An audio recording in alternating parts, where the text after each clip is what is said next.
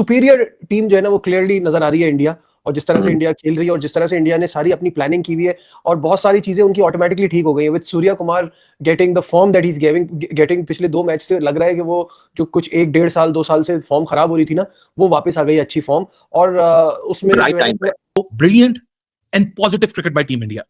आप 3 मैच खेल रहे हो, तीसरा खेल रहे हो, 5 मैच की सीरीज है, वर्ल्ड कप सर पे खड़ा हुआ है, 13-14 दिन रह चुके हैं, 10-12 दिन रह चुके हैं, और अब वो वक्त आ चुका होता है कि जब आप अपनी अपनी जो गरारियां ढीली हुई होती हैं उसको फिक्स कर रहे होते हो। इस सब के बीच में बहुत सारे लोग कहते हैं इतनी क्यों रोटेशन कर रहे हो, ये क्यों कर रहे हो। Brilliant positive cricket. आप अपनी बेंच पे इनफ वर्कलोड मैनेज कर रहे हो। टीम तो इनकी बहुत अच्छी है। पॉलिटिक्स साइड या बीसीसीआई के जो मसाइल है या पॉलिटिक्स जो होती है, इन सारी पॉलिटिक्स में इनके प्लेयर जो है ये बेचारे सफर कर रहे हैं। इनका बीच में कोई ऐसे जमल दखल है नहीं, इनको तो जो कहा जाता है वो ये कर लेते हैं। तो जिसमें से इनकी जो पहले बात हो रही थी जब विराट खेलते थे, रोहित खेलते थे, उनकी प्लेइंग पे, उनकी परफॉर्मेंस पे बड़ी बात होती थी। लेकिन इस टाइम आज अगर आप ओवरऑल देखो तो इंडिया की बॉलिंग की आपको तारीफ करनी पड़ेगी। T20 वर्ल्ड कप जहां सर पे खड़ा हुआ है, वहां पे आज जैसे गेंदबाजी दिखाई है रवि बिश्नोई ने, भाई मैं तो समझता हूं कि आज उनकी जो बॉलिंग थी, और उन्होंने बिल्कुल भी न्यूजीलैंड के बल्लेबाजों को निकलने नहीं दिया। मैं समझता हूं कि T20 में जो सबसे एक अच्छी चीज रहती है एक बॉलर के लिए, वो रन्स ना देना है। ये जरूरी नहीं है कि आप विकेट टेकर बॉलर हो।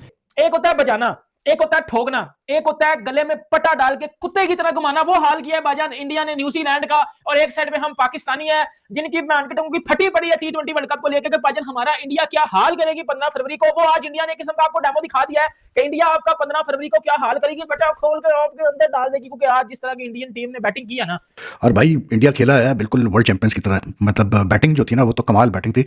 और ऑब्वियसली बात है इंडियन क्रिकेट फैंस के लिए सबसे अच्छी खबर यह है कि सूर्या कुमार यादव फाइनली उन्होंने मतलब अपना जो उनकी वर्थ है, जो उनकी एबिलिटी है, वो उन्होंने शो की।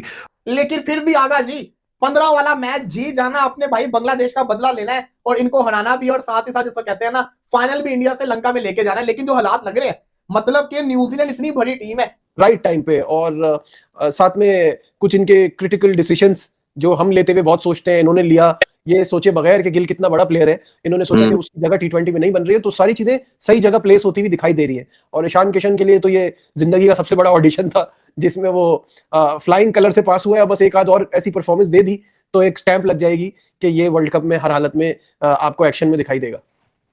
बिल्कुल ऐसे ही है। और अब प्रेशर तो देखे, पहले ईशान किशन पे था, अगर वो लास्ट मैच में परफॉर्म ना करता तो शायद उसको रेस्ट करवा के अय्यर को खिला देते उस नंबर पे।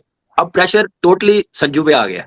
मुझे लगता है संजू की जिंदगी में ना सुकून ही नहीं है। सुकून नहीं है। उसने इस तरह का खेलना है, फिर जब बात आ जाएगी ना कि अब नहीं, अब इसको मौका नहीं मिलने वाला, तो फिर एक ऐसा 100 करेगा, सब पागल हो जाएंगे। टीम मैनेजमेंट सोचेगी कि अय्यर को भी खिलाने का, जो बाहर ओवर बैठे हुए हैं उनको भी खिलाने का, तो शायद फिर ईशान किशन कीपिंग करे और प्लेइंग 11 का हिस्सा भी बने वर्ल्ड कप में। इसलिए संजू का परफॉर्म करना बड़ा जरूरी है। और मैं समझता हूँ कि संजू ऐसा प्लेयर नहीं है जो टीम से ड्रॉप हो, और ये टीम आइडियल उसके लिए फॉर्मेट है T20 का, और परफॉर्मर भी और खेलता भी बड़ा जबरदस्त है। फॉर्म आने जाने वाली चीज होती है। आप देखें ना कितने प्रेशर के बाद वो आया, सारा वो 15-20 मैचेस वो बाहर बैठा रहा 200 करने के बाद। वो भी प्लेयर है यार, वो उस पर भी प्रेशर आता है, तो इसलिए अब और ज्यादा प्रेशर है।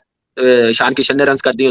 सबको इनफ गेम टाइम दे रहे हो, और सबके बीच में out of syllabus Ravi Bishnoi आ गया जिसने कुलदीप यादव को ओवरशैडो कर दिया। वो एक अलग बात है, दोनों रिस्ट स्पिनर है, राइट हैंड है, लेफ्ट हैंड है, लेकिन still Ravi Bishnoi is much junior than Kuldeep Yadav. You will expect Kuldeep Yadav to overshadow him, but Ravi Bishnoi IPL में जैसा भी करता हो पिछले 1-2 सीजन से, लेकिन जब ये इंडियन कलर्स में आता है ये फिनोमिनल किस्म की बॉलिंग करता है। और आज कुलदीप यादव को ओवरशैडो करना यंग रवि बिश्नोई के लिए मेरे ख्याल से इटसेल्फ एक बड़ी सक्सेसफुल बात है, क्योंकि एक बड़े बॉलर को जो कि आपके साथ बॉलिंग कर रहा होता है, आप उसको ही ओवरशैडो कर देते हो तो भाई बड़ा मजा आता है, आपको खुद भी बड़ा कॉन्फिडेंस मिलता है।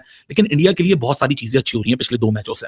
जो नए लड़के आ रहे हैं ना, ईशान को डाला परफॉर्मेंस, आज बोल्ड कॉल थी वरुण चक्रवर्ती की जगह आप रवि बिश्नोई को खिला रहे थे, उसने उससे ज्यादा बेहतर परफॉर्म किया। अब ऐसा नहीं कि वो वरुण से ज्यादा बेहतर बॉलर बन जाएगा, but the kind of the performance है।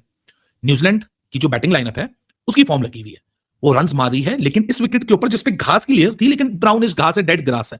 ऐसी डेड ग्रास पे बैटर्स के लिए फायदा होता है क्योंकि बॉल स्लाइड होकर बल्ले पे आती है। ऑफ द पिच पेस कम नहीं होती।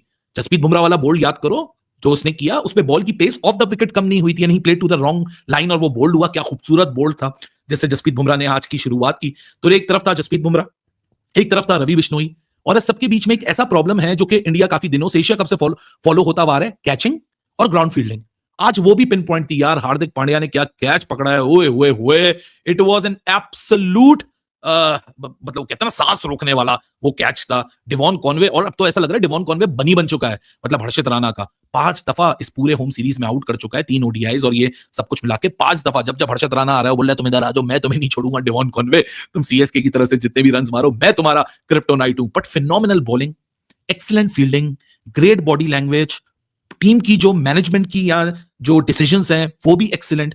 लेकिन लोग वो है ना कि हमारे यहाँ कीड़े निकालने के तो मास्टर हैं। लेकिन रवि बिश्नोई से शुरुआत करते हैं। जिस तरह रवि बिश्नोई ने आज अपने आप को पूरा पोस्ट किया, इस सब के बीच में he got done with the figures of 18 in 4 overs with 2 wickets, it one an excellent comeback. और जिस तरह मैंने पीछे बोला कि कुलदीप को ओवरशैडो करना सिर्फ स्टैट्स के पॉइंट ऑफ व्यू से नहीं, अपनी बॉलिंग की वजह से, great accuracy, bowled wicket to wicket, occasional googly भी आ रही थी, कोई फ्रीबीज नहीं थी बैटर के लिए, और एक एक्सीलेंट किस्म का स्पेल रवि बिश्नोई ने प्रोड्यूस किया। लेकिन इस टाइम आज अगर आप ओवरऑल देखो तो इंडिया की बॉलिंग की आपको तारीफ करनी पड़ेगी। टी20 वर्ल्ड कप जहां सर पे खड़ा हुआ है वहां पे आज जैसे गेंदबाजी दिखाई है रवि बिश्नोई ने, भाई मैं तो समझता हूं कि आज उनकी जो बॉलिंग थी और उन्होंने बिल्कुल भी न्यूजीलैंड के बल्लेबाजों को निकलने नहीं दिया। मैं समझता हूं कि टी20 में जो सबसे एक अच्छी चीज रहती है एक बॉलर के लिए वो रन ना देना है। ये जरूरी नहीं है कि आप विकेट टेकर बॉलर हो। टेस्ट क्रिकेट में या शायद ओडीआई में भी आप विकेट टेकर बॉलर की एक ज्यादा एबिलिटी रहती है, लेकिन टी20 में वो बॉलर ज्यादा प्रेफरेंस आप कह रहे हो कि अहमियत का हामिल होता है जो इकोनॉमी में अच्छा होता है, जो रन नहीं देता। अब टी20 में अगर आपने 4 खिलाड़ी आउट किए हैं और आप रन दे रहे हो 45 या 50 तो आप कोई अच्छे बॉलर नहीं हो। लेकिन टी20 में अगर आपने 20 रन दिए हैं, विकेट आपको 0 मिली है, आप एक बेहतरीन बॉलर हो। क्योंकि टी20 में एट द एंड जो इकोनॉमी वाला अच्छा बॉलर होता है उसकी मांग ही ज्यादा रहती है और वही अल्टीमेट आपका मैच विनर बॉलर होता है। अगर अनलेस कि आप देखो कि जो 50 रन देके 4 आउट कर रहा है वो कोई समझो उसने डैमेज दे दिया, अगर 50 रन उसने खा गया उसने काम खराब कर दिया। टी20 में रवि बिश्नोई की जो मुझे खास बात लगती है कि इनको हिट करना बहुत ही तकरीबन नामुमकिन सा नजर आता है। और बिश्नोई ने आज भी जैसे बॉलिंग की, हार्दिक पांड्या बेहतरीन गेंदबाजी उन्होंने दिखाई है, इवन ऐसा विकेट नहीं था लेकिन उन्होंने बड़ी अच्छी बॉलिंग की। और इंडिया जो है उसने बिल्कुल ही ऐसा लगा कि इंडिया की जो बॉलिंग अटैक है उसने टोटल न्यूजीलैंड को दबोच के रख लिया, टोटली न्यूजीलैंड को पकड़ के रख लिया। टीम तो इनकी बहुत अच्छी है।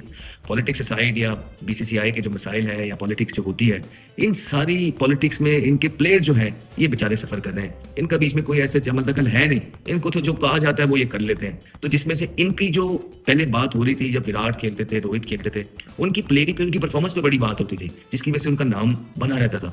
इस टीम में परफॉर्मेंस भी लड़के करते हैं, लेकिन एक जब से गौतम गंभीर टीम के अंदर आए हैं तो एक अजीब से प्रेशर के और क्रिटिसिज्म के अंदर मुब्तला हो गई है ये भारत की टीम, क्योंकि सियासी चाल चलन बहुत ज्यादा स्टार्ट कर दिए हैं भारत की टीम ने, जो कि मजबूरी है प्लेयर्स की। क्योंकि मजबूरी ये है कि आपको जो बीसीसीआई कहेगा वो आपने करना है, और बीसीसीआई की मजबूरी ये है कि घर की बात है, सारी पार्टी उनकी घर की है, जो भी सारा आप लोगों को पता है, जय शाह और ये सारे, तो जो उनको पार्टी कहेगी, गवर्नमेंट कहेगी, वो जो है ना करेगा बीसीसीआई, और बीसीसीआई जो कहते हैं प्लेयर करते हैं, जिसकी वजह से इतनी हाईलाइट नहीं है आजकल इनकी चीजें हो रही हैं और एक प्रेशर भी अननेसेसरी में पड़ गए।